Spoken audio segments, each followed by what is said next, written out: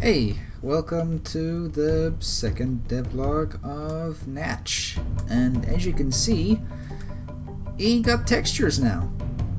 Textures and normal maps. I actually solved the issue of the materials and such. Turned out I simply didn't export the guy with the right materials, or any materials for that matter. Also, I have changed the model up slightly. You know, just particularly the eyes, to make him look a little bit more friendly and approachable. Before he looked a lot like I don't know, like something mean or a gremlin or whatever, but now he's like a bit more friendly around the eyes. So yeah. Also, I've managed to make physics on the scarf work, and I'll get into that a little later. But first, let's take a look at how he moves now.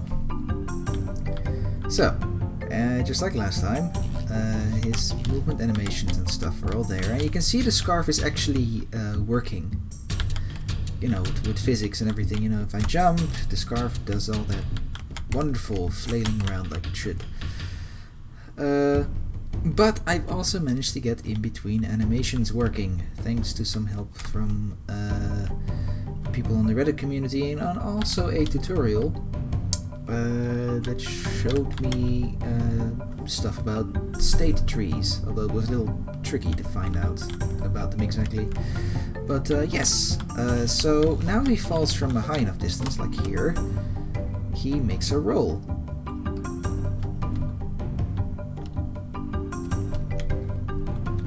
And if he lands straight on his feet, like he were to run but then not continue moving, then he will land on his feet like so.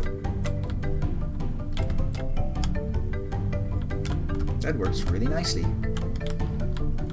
Also, it also triggers when he's just falling, you know, the roll, and also the regular drop. Now, let's take a look at how I did that, shall we? Okay, first things first, the animations. What I did was I bunched them all together in a animation tree, as it's called. It basically changed from the regular type of animation tree to the state machine type animation tree, or however it's called, but it's the state tree. Yeah, here, animation node state machine, that's what it's called. So yeah, that's what this is, animation tree state machine. And what it allows me to do is it allows me to transition towards an animation with having animations in between it. Like, for example, in order to play Nach drop, you just have to follow the arrows towards Nach drop, and it'll play all the animations on its path towards it. So Nach drop, it will originally first play Nach fall before it goes into Nach drop. Same goes with Nach roll. Nach fall, then it goes into Nach fall, then it goes into Nach roll, and then returns back to Nach run.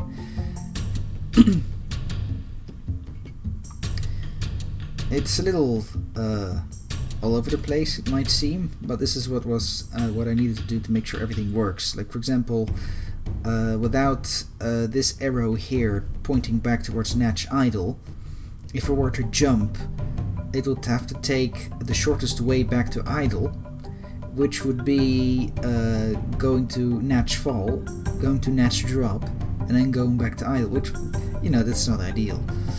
So yeah, so I had to like make like a highway here, a highway there, a highway here. One thing though that I couldn't figure out, when I followed JNM's tutorial, he managed to make the blending of two animations in the original animation tree happen by the blend node based on the velocity the kinematic body was doing in a specific direction, in this case the z-axis. I can't do that. I can't seem to be able to do that in the state machine tree. But it's fine. If you click here on these transition highways, you can see that there's like an X fade time, which is essentially the transition time between these animations. And I simply made sure that the X fade time is about the same amount of time it takes for him to accelerate to full speed. So it doesn't work the same, but it looks the same.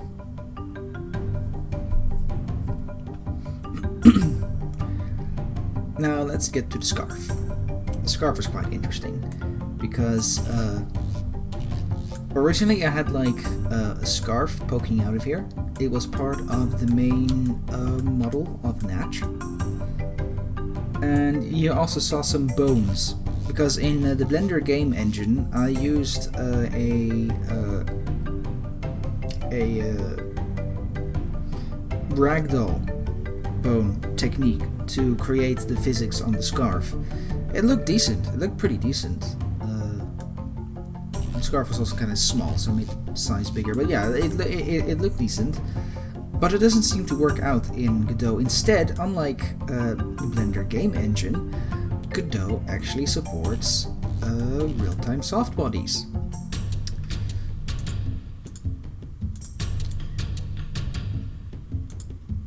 So, what I did was I removed the scarf from the model, removed the bones that would normally be associated with moving the scarf as a ragdoll.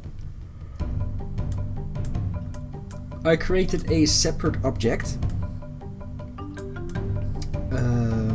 and applied the scarf texture to it. Excuse me. Then I used a bone hook, which I can parent to a skeleton, and specifically to a bone, which in this case I connected it to the backbone of the character. Then I added the soft body, and yeah, that's pretty much how it works. So I basically shoved the model into his neck. The blue dots are the hooks. Without the hooks, it wouldn't be attached to this body at all. It would just sort of fall in place. I defined the amount of attachments here. In this case, there were 12 attachments from 0 to 11, 0 also being a number. I had a problem, actually, with yeah, I had a problem with originally with the scarf, as it didn't work. It kept on throwing errors. Well, for some reason there isn't a lot of documentation about soft bodies or how to make them work well. The few videos on it on YouTube really weren't. I mean, there was this one guy who's making it his own.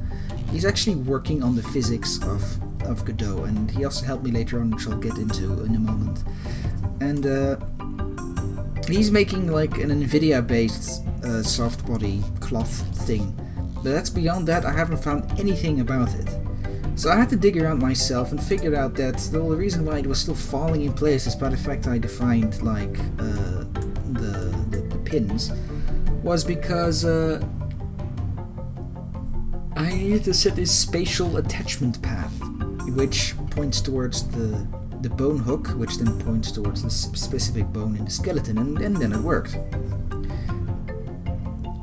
There is one problem with it though, and I'll show you that right now. So it seems generally okay, but if you look very closely, you might already see that there's something wrong with the scarf. Like on its own, when it's used to standing still, it's fine, but when he's moving, it seems like the scarf doesn't stay in place. And also when I jump, notice how the hooks of the scarf are lagging behind its where it's supposed to be connected pretty badly. Unfortunately, this is a problem with the coding of the game engine itself. I've actually spoken with the guy responsible for the fix, or the upcoming fix. He's also the guy that I mentioned earlier, making the NVIDIA-based cloth soft body thing. He actually made a fix for this, it's just not implemented yet. And he has requested that it'll come in the next small update, but if it doesn't come in the next small update, it will have to wait till Godot 4.0. Which I think 4.0 is also the same version where the Vulkan 3D renderer will be introduced in, but don't quote me on that, that's I'm not sure. Now, I do have some issues though. With a whole bunch of stuff that I solved, I've pretty much run into a dead end of some sort. And you may have noticed that in the animation tree I have made punch animations and such like the punch, and the punch number 2, and the punch number 3, and etc. But I can't seem to get it working at all.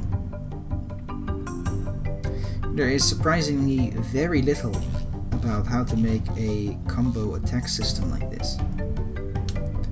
You know what a combo attack system is. If you've ever played like Ratchet and Clank,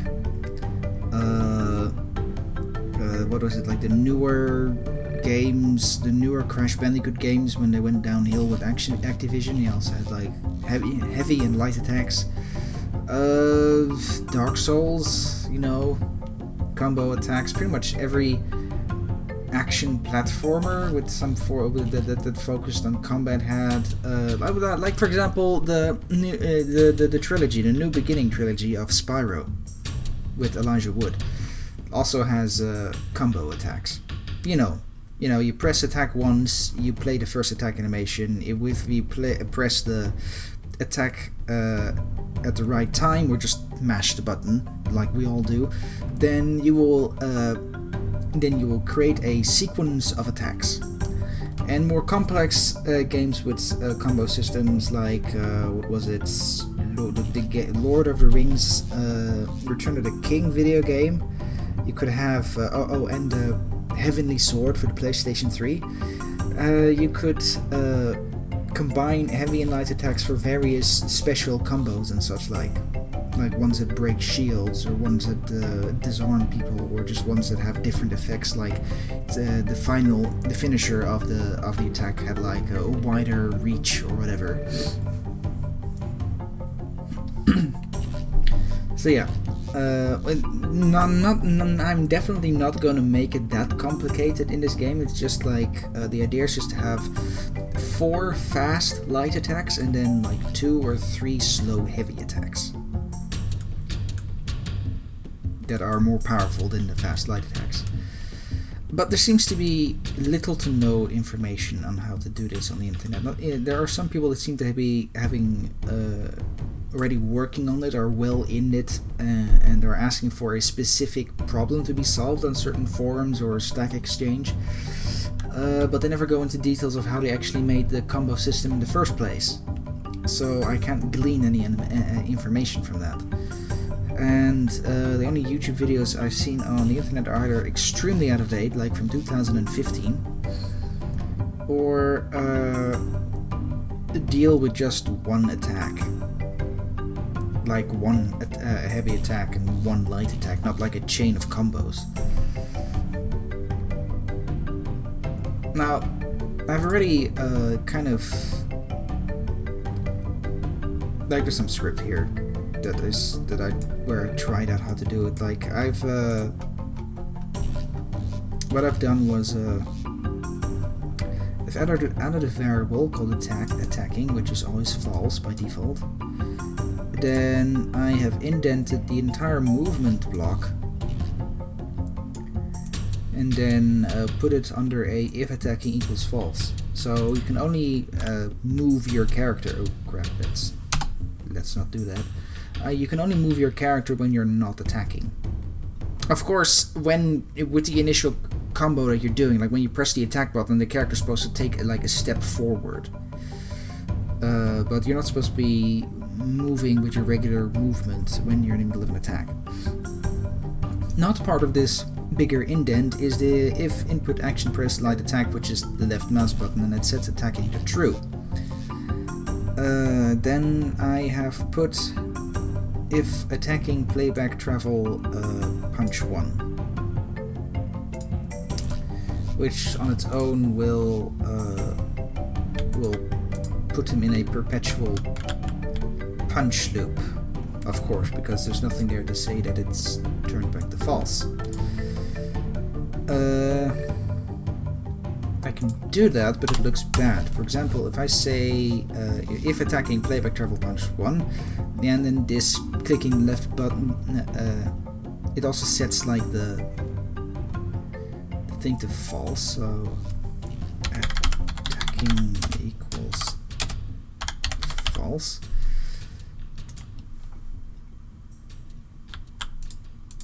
I mean, it works, sort of, but the punch just seems to cut off way too early, and when moving, you know, it doesn't work. It doesn't work at all.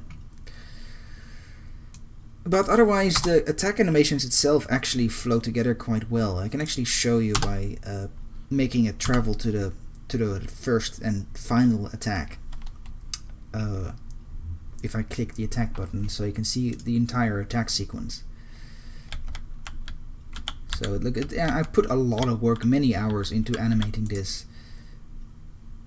So he does like a punch, and then an elbow, and a twisty punch. I still need to, I mean, it looks okay, but also not really. The timings on the punching needs to be a bit more snappy in my opinion. Like, it's not snappy enough. When you click the button, you want to really feel like it's like whoosh, a punch. It's not really there yet. It's a little floaty as far as the animation goes. But it'll have to do for now until I figure out how to actually make this work. Now you may have noticed this on the bottom here, because one of the things I have tried, because I figured out also through Reddit that you can call functions. You can have like a special function track that calls functions throughout. But okay, so I've set it to refer to the kinematic body called Nach, because that's where the script is. So I hope that it'll send an information to the script. But when I right click and say insert key, I am kind of somewhat overwhelmed by the amount of options there are here. Like, I have no idea what most of these even do, but I assume that I just have to focus on these 4 since they're script methods, and I do want to add, you know, send like a message or something to the script.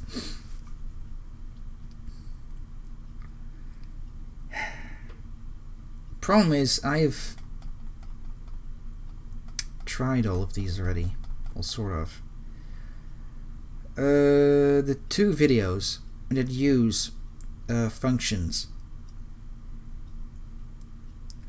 in on YouTube don't explain what any of it does. In fact, one of them doesn't even have all these options. He said just like has like this little green thing here to add a function, and then all these options don't exist for it, because so that video is outdated. And there's like this other video that only vaguely, very vaguely covers the thing. I'm not even sure which one it is, but according to both of those, if I write like if I name this like punch end, and then I write here function punch end and say add attacking equals false, well, it doesn't work.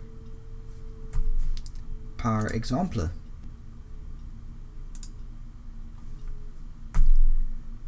yeah, what it's supposed to do, as far as I understand it, is that it's supposed to play out the punch animation, and once it hits here, which is essentially a keyframe, it sends like the signal punch end, and this thing receives punch end, and then if it receives punch end, then attacking equals false.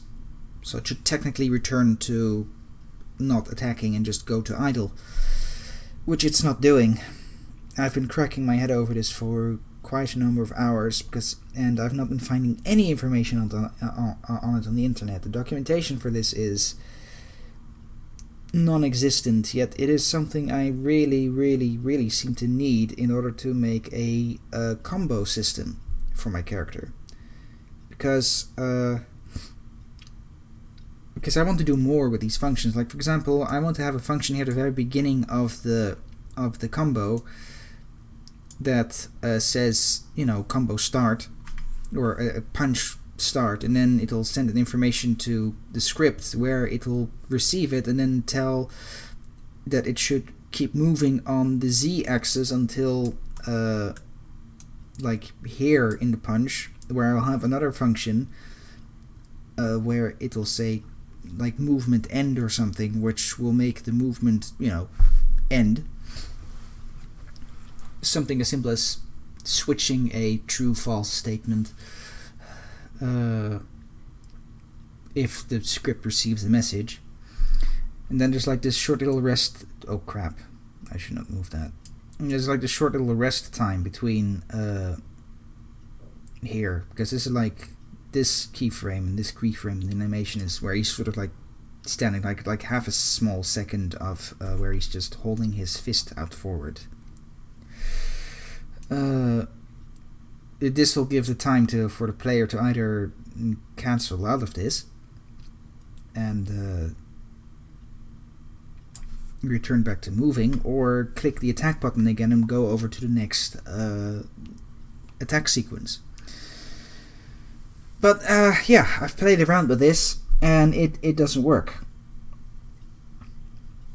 Either I'm doing something very wrong, which I assume I am because I'm an absolute freaking noob when it comes to coding,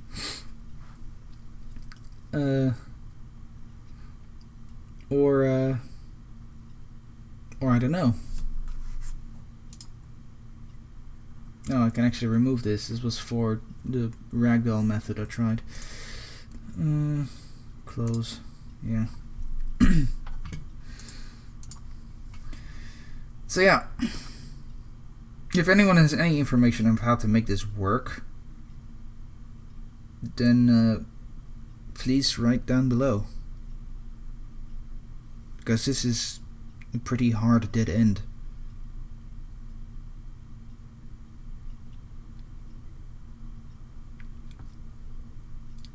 Also, I also need to figure out how to make a character detect when they're near something. And I heard something about using like a collision shape, but collision shapes in 3D seem to work kind of different than collision shapes in 2D, and unfortunately how to do this has documentation on, say, YouTube that explains how this works. It seems to only be referring to 2D.